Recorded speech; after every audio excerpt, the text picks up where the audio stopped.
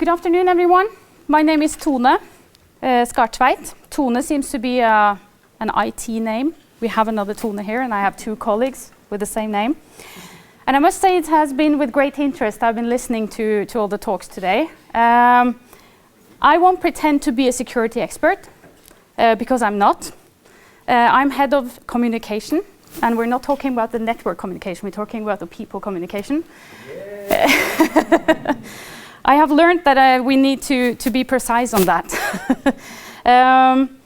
So in my work, I'm responsible for communicating the stories from, among others, your fields of expertise.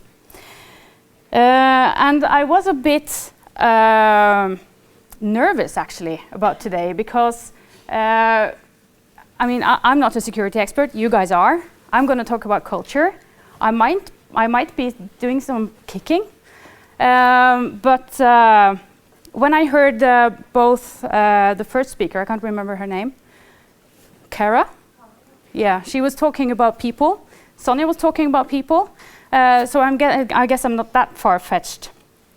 So here we go. I guess I've told you this. You'll get my contact details at the end as well. So this is what you can expect. I'm going to talk about girl geeks. I'm going to talk about organizational or company culture. I'm going to talk about how we in Segal work with IT, security, and our people. And then I'm going to give you a summary, which is kind of our recipe. Segal is a tech company founded here in Stavanger 15 years ago, actually. And we're focused on the oil and gas industry, meaning that we have to keep an eye out for the security part. And we're proud to tell our story. Especially the last couple of years, we've grown quite significantly. And during last year, 2014, we also grew outside Norway. So now we have offices in Dubai and London, Aberdeen, Calgary, Houston, in addition to Oslo and Stavanger, which is our headquarters. So we have a strong company culture, and I guess that's why my name came up in this occasion. And we think that has been a success factor in our growth. We have 3 values: balance, drive, and freedom, and I'll talk more about those later. But first, girl geek dinners. We have several other girl geeks in the audience. Girl Geek Dinners is an organization that was founded in London in 2005 by Sarah Lamb. And this is an organization that is aiming to inspire the new generation of technologists and to support those who are already in the industry. The vision statement says that Girl Geek Dinners want to break down old-fashioned social stereotypes. We won't go into detail, but I have a feeling you know what I mean. To identify routes around the barriers to entry for anyone into the technology industry. To encourage and nurture those who are in the industry. And to work with local schools, universities, colleges, to encourage more women into the tech industry. And we want to include men, women, and children into this journey. So we don't exclude men. Actually, I brought a guy once, this really tall finance guy in his blue suit. He spent an evening listening to nuclear physicist, actually, Sunniva Rosa. He was the only guy, and I think he liked it. He was fascinated. So in Stavanger, we have had more than 14 events since we started in 2013. We've had different hosts and different kind of subjects. We have visited Lyse, which is our local power provider, ConocoPhillips, Statoil, Stavanger Aftenblad, which is our local newspaper, the Norwegian Institute of Gastronomy, might not see that coming, University of Stavanger, Roxar, Lærdal Medical, Zaptec, and Cisco Datametrics, IBM.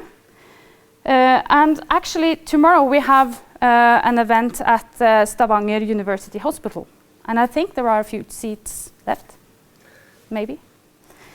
I am a member of the program committee, together with Nina in the back. What I like about this concept is that it opens opportunities to meet new people, of course. I like people. And it opens my eyes for new business areas. I think that was what I was about to say about Girl Geek Dinners. We are on Facebook, we have a website, or you can get in touch with me if you want more information. Okay, so now let's change focus. Organizational culture. How do we build a security culture? What describes Segal's culture? As I said, we have 3 values. We have drive because we never give up. We have a big enthusiasm in our jobs, and we would like to provide our customers with optimal service and show that we are the best in our arena. We have balance because we seek to balance between innovation and predictability, and between work and leisure. And we will always be evolving, but we need to keep the balance. And then we have freedom. Freedom is because we need freedom to thrive, and that we need freedom to take responsibility. So it does not mean that we can do whatever we like, whenever we like, but it means that we have we have freedom to make good decisions. So we continuously measure our employee satisfaction. Actually, we do this monthly. So this way we have a good feeling of how our staff feel and have their everyday work life. And we have an academy, Segal Academy, which is the place in our organization that we call the home of our culture.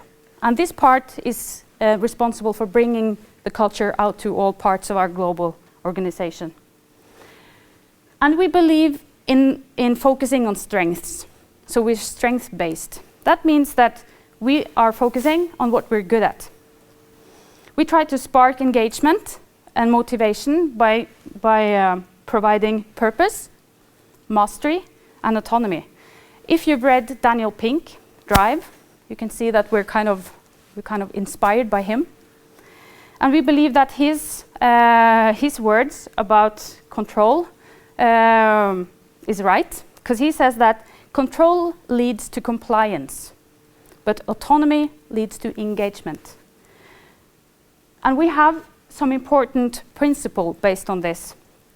One of them is that we're like a jigsaw puzzle, like this. If one piece is missing, like here,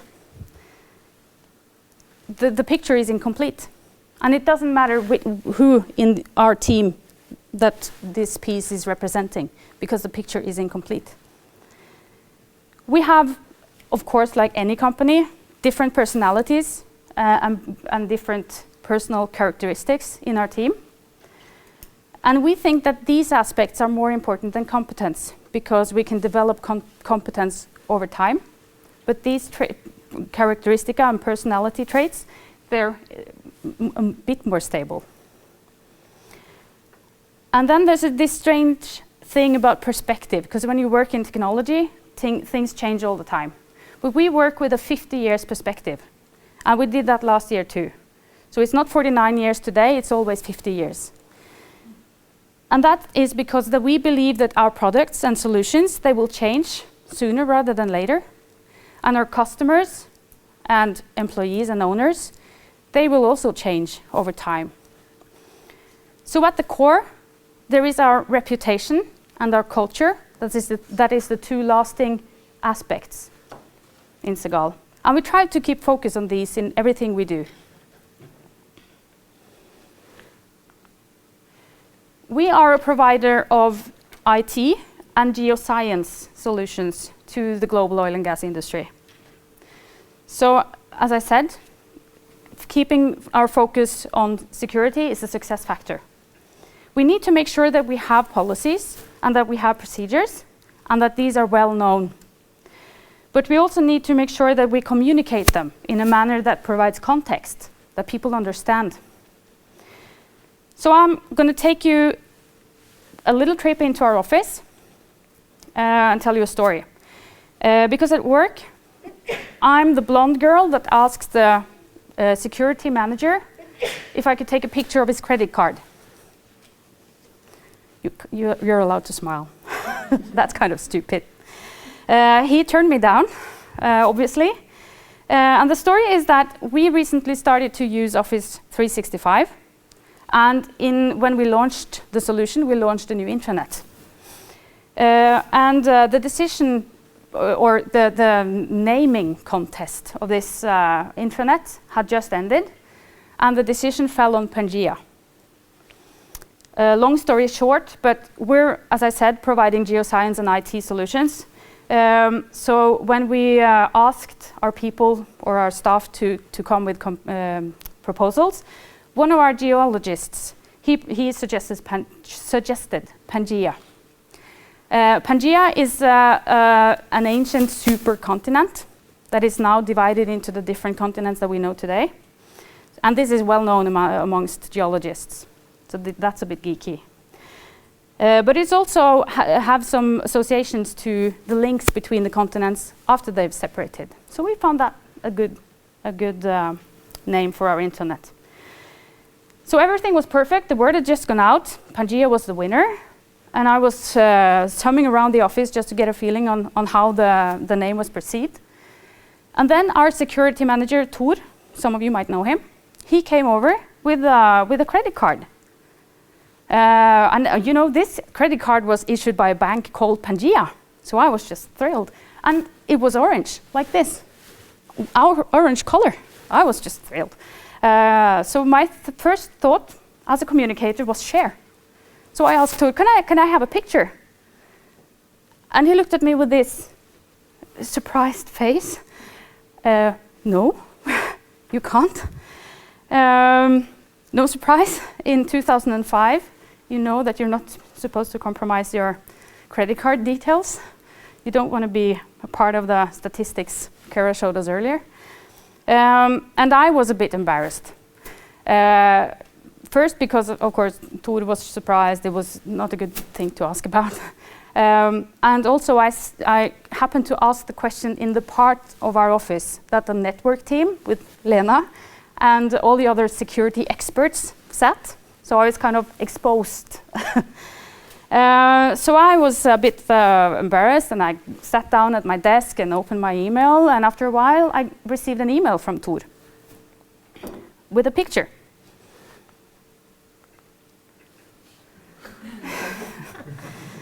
So he met my engagement. Actually, he put on the nice try paper strip there, and I just hid his name. So I was a good girl. But he met my engagement with humor and guidance. No pointing fingers. And we even joked about it on Twitter afterwards. So this is how we try to use our values and culture as amplifiers when we work with security. Because we think that when we together are a big picture, it doesn't matter which piece is missing. The picture is ruined. And we're focused on not making any piece more important than another. And that means that our CEO, he sits on the same desk in the open landscape as everybody else. And it means that no one is in the position to trump or his or her views by pulling the security card. And it means that we give each other the benefit of the doubt, that we actually do things because we think they're good things, that we're not trying to exploit opportunities. We have good intentions. So Tor didn't have to give me a lecture because he didn't think I was trying to use his credit card for online shopping.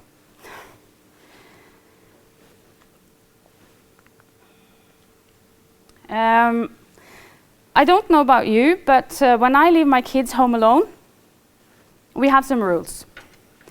One option would be to give them specific rules and regulations, detailed, like, for instance, don't eat candy if we haven't agreed to, because you won't be happy the next time you go to the dentist. Don't leave the fridge open, because the food will get ruined. Don't use the stove, you might burn down the house. Don't fill the bathtub and leave the tap in it without paying attention, because you might drown the house or yourself. And don't play with matches, same as the stove, you might burn down the house. And for the record, my kids, they're 13 and 10. The 10-year-old is a pretty creative one. So these could have been perfectly applicable rules when leaving them home alone. And the scenarios, they're not that far-fetched. And they have a logical explanation. There's just one catch. My house burned down because I didn't talk about lighters. That's a theoretical scenario. My house, last time I checked, they're home alone now, but it was there. But my point is that we need to make our children in a position, or put our children in a position to make good decisions when they're home alone. So we don't have that many rules. We have 2. Let me know where you are. They have cell phones. And lock the door if you leave the house. And then we have the 3rd rule about smoothies, that they can make one. But that varies a bit. But until they were old enough to understand that they need to see things from more than one perspective, the I want perspective, they weren't left home alone. And these are basic principles when raising children. We tell them what we want. We tell them what we want them to do, not what we don't want them to do. And we make sure that they understand how things work and what our expectations are. Then we enable them to make good decisions for themselves and for our common home. In Segal, we want each part of our picture to take responsibility. We have the freedom that we need to thrive, but on the other side of that gift or opportunity lies the responsibility. Like my husband and I are responsible for keeping the house safe and making sure that we are insured when we leave our kids home alone, we need to make sure that our staff is capable of taking the responsibility. In Segal, my friend Tor is responsible for making sure that we're meeting our own and our customers' requirements with regards to security, but the stewardship of that is everyone's. So let me take you through another scenario in the life of a mother of a teenager. How much time is a 13-year-old supposed to spend online? What social channels is he allowed to use? We had a huge discussion about this at a PTA on my son's school some time back. Some parents wanted common rules, all the kids to get offline at the same time in the evening. And after a while, a father raised his hand. He had the solution that would work perfect for everyone. He had configured the household router, so at some point in the evening, the devices that were disposed by the kids, they got kicked out of the network. So then they had no other choice than go to sleep. And this issue had this perfect synergy because it solved the problem with the tired teens in the morning, because he would allow them back into the network at the time he wanted them up in the morning. So then they got up. From where I stand, this does not work. So I didn't, the discussion got even more heated. But I mean that children are smart. The age where they outsmart us keeps getting lower. We need to make them equipped to make good decisions and good choices. And we need to explain them, why do you need sleep? And we need to guide them. Maybe you shouldn't have your phone in your bedroom. And we need to be good examples. And we need to spend time with them online. We need to make the internet an arena where we spend time with them as the same way as we do on the football field or band practice. And I happen to know this kid, the guy with the father that had configured the router. And he's a smart kid. He knows how to get online. Either he hacks into the neighbor's network, or he simply just asks them for the password.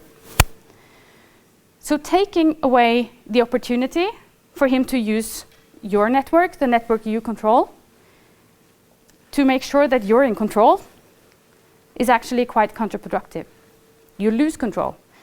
And in the worst case scenario, you will get harmed by your need for control.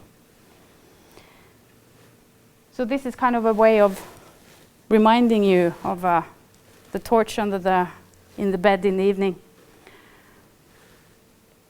Security limitations can be a motivation killer. And I guess you're quite familiar with the term shadow IT. And the story about the dad that configured his router is an analog to what companies experience if they do not pay attention to shadow IT.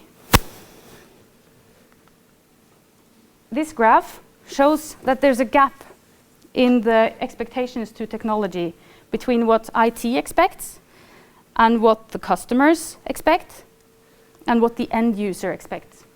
No, sorry, the business expectations and the customer's expectations.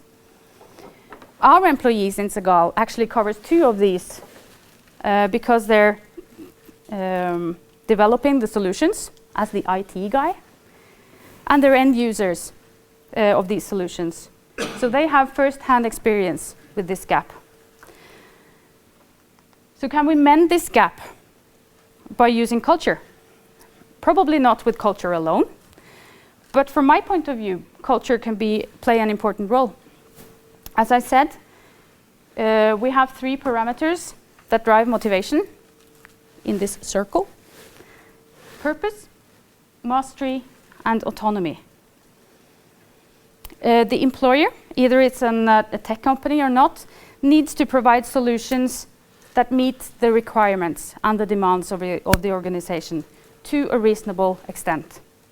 If not, the employees will find workarounds, and we lose control.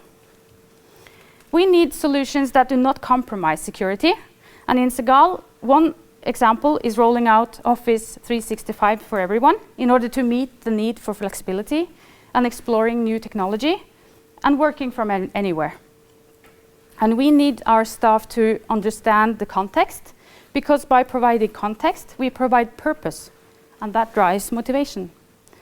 And to make sure that security awareness is on the agenda, we need to provide context.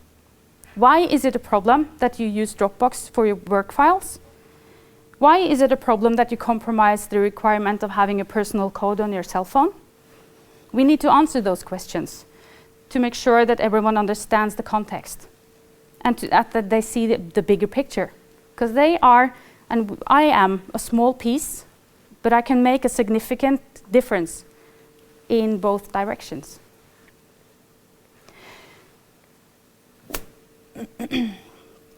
I said in the beginning that freedom is one of our values. And freedom might easily be considered to be a challenge when working with security. But as I see it, freedom is also the responsibility for making sure that everyone has the flexibility and the possibility to choose what they think is best. And as we have several oil companies, like Statoil, actually not Statoil, but equivalents, on our customer list, we know that security means a lot to our customers, and it should mean a lot to us. It means that we need to understand the regulatory requirements, and we need to have operational knowledge in order to provide what they need. One example is our service desk. They are responsible for providing assistance to end users. And normally, if you want to log on to our systems from anywhere outside our office network or a customer network, you need a 2-step authentication, and we use an SMS service for that. And sometimes, if you are not able to use SMS, you can use this code generator, similar to the one you use to log on to your web-based bank services, for instance. And this is probably pretty the same thing as any IT provider delivers. But to us, there's a difference, because when we are focusing on oil and gas, we need to have understood that, for instance, if an end user needs to go offshore, he or she is not, they can't bring their cell phone, so they won't be able to use the SMS service. So they need to have the code generator. And when somebody calls our service desks and say that I'm going to go offshore and I need help, we should draw that link, we should see the link. And our customers, as they are under heavy regulations with regards to security, they are highly qualified with regards to risk awareness and safety. And our role is to assist and to understand. And that needs to understand in such an extent that we become a partner more than just a provider. And we need to make our customers' challenges our own. Only then can we be a good partner for discussion and considerations. And we do not want to be like a traveling agency that refuse to provide tickets to some country because we have decided that the risk is too big. We want to be the traveling agency that raised the question. Have you thought about this? Have you seen the whole picture? We don't want to be the no department. So we don't put restrictions on our customers, but we try to give good advice. And the advice are given by a team that is used to take on responsibility and provide context, because that's what they're used to at home. So to round off, one last analog. In Norway, we have this thing called tran, which is basically fish oil. And it provides vitamin D and omega-3 and a lot of other things that they say are good for you. It tastes terrible. And we start giving our kids tran before they can even eat proper food, because we think it's good for them. So building a security culture is like using tran. You don't take 5 liters in January to be safe for the rest of the year. That might bring some other problems than just lack of vitamin D, to put it mildly. No, like with tran, building a security culture is a continuous process with small injections every day on a regular basis.